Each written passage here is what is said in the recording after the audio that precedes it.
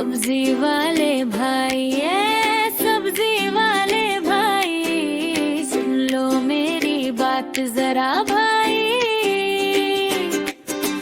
कितनी महंगी भिंडी है, आधा किलो ही दे दो भाई। धनिया थोड़ा फ्री भी डाल दो, पुदीना भी साथ मिला दो। गोभी पालक लौकी लाया, दाम सुनकर दिल घबराया। प्याज टमाटर मिर्चें भी क्यों है इतनी महंगी जी। हम तो बच्चे नादा हैं, पैसे थोड़े कम कर दो ना। हंसकर बोले सब्जी वाले, बेटा है सब महंगाई का चक्कर।